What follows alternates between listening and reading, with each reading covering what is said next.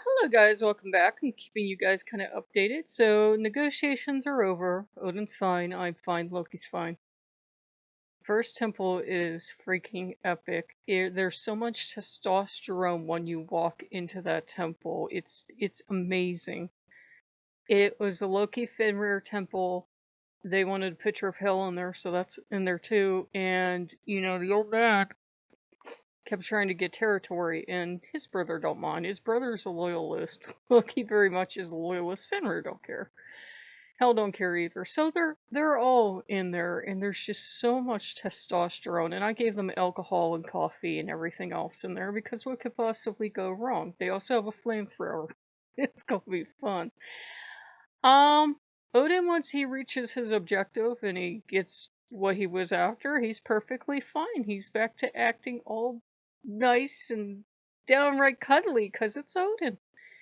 He treats his people as equals.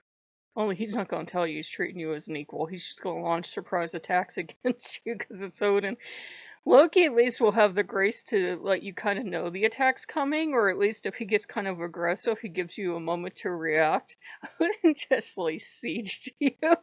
I had a dream this morning, seriously. In the dream, I told you guys about I'm in a castle, and Odin and Freya and like the rest of the Norse gods are just fucking laying siege to me, and they're looking at me with these absolute determined looks on their faces. It wasn't like we're pissed off angry at you. It was just, you fucking belong to us. You're a personal property. We're coming to get you back. So, we're doing good now. Odin and I are both really stubborn. We're both really, strong willed, and we're going to have these wars every so often. It seems to actually make him happy. He's bouncy and hyper.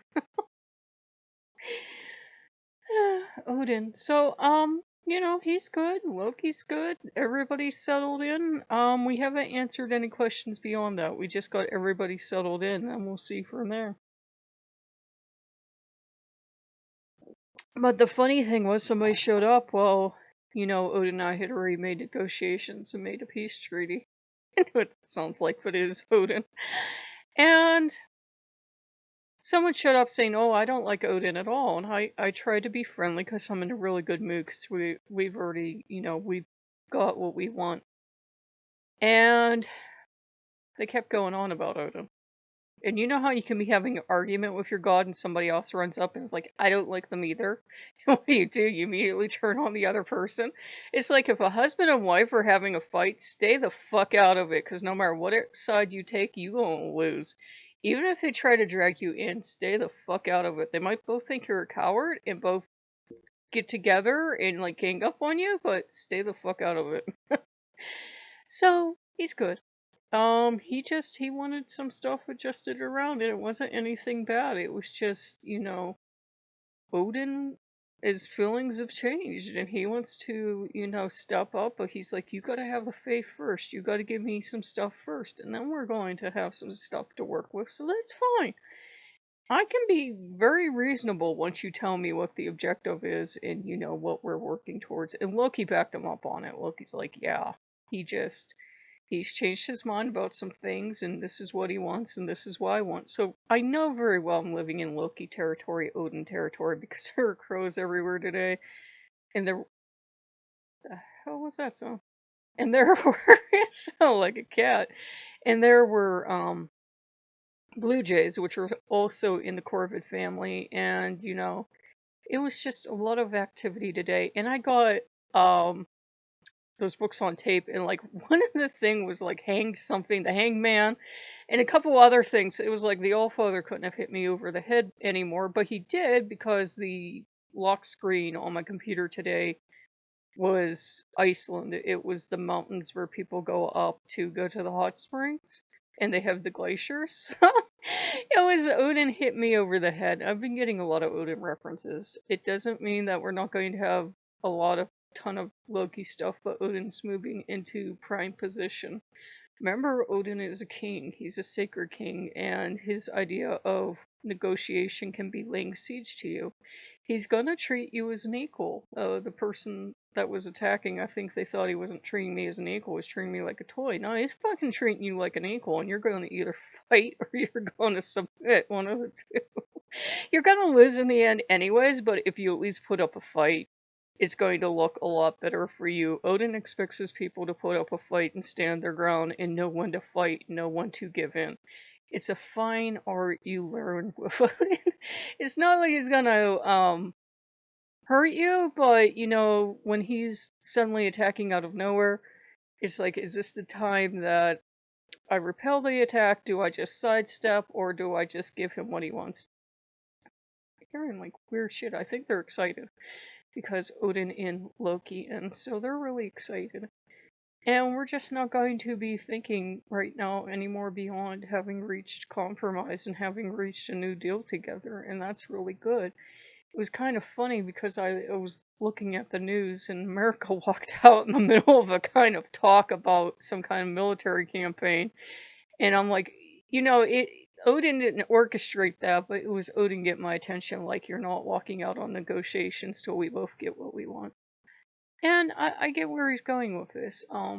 We're just, like I said, we're going to take it one day at a time. You have to take it easy sometimes when especially if you're dealing with Loki and Odin.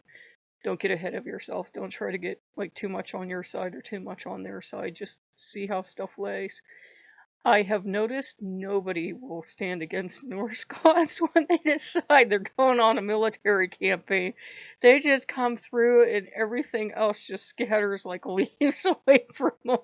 When Odin and Freya are, on a campaign, nobody's going to stand against them. And she came around, I felt kind of awkward because, everybody's, the main interpretation of the lore is that Odin is Oder. So she came over and she's like really cheerful about it. I'm like, I feel so weird that you had to help him, come lay siege. She's like, no, that was fun. You don't have to feel weird about it. Let's go do something fun. So they're all happy. Freya's happy. Freya is really close in my experience to Odin. In fact, if I want to have a bad day with Freya, I just have to not treat Odin well, and I will fucking have a bad day with Freya. Same thing for Loki. Everybody's fond of those two. They can be really high maintenance, and they will both fucking push your borders every single day. They will see what they can get, what more can they get, and they'll run all over you, and then they'll get what they want, and then they don't want it. That's living with two tricksters. That's living with a war god, and everything else. So we're doing much better. It's actually good that it's settled, and I hate to say it, but the more time you spend with the old man, the more you're like him. And I'm like, yeah, we had the discussion of I might want to go do this or that, but I said at the same time, anytime Odin decides to push, everybody gets out of his way. And I said, I might as well just stay where I am now with Odin and Loki, and they like that just fine. Big Wolf, when the Big Wolf wants to be in your lap, so to speak, Big Wolf gonna be in your lap. He gonna bite everybody else on the way in too.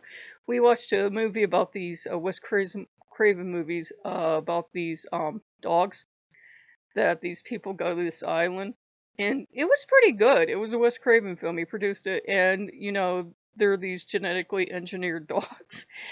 And, Odin, that just appealed to the warrior and the side that will just come in and, like, totally destroy your village just to get one tiny thing. That really appealed to Odin. Odin was like, yeah.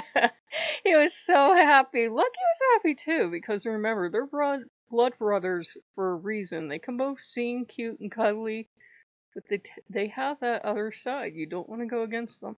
So, probably just scare people away. Oh well. So, if you like what you see, like, comment, subscribe, and I'll see you later. Bye bye.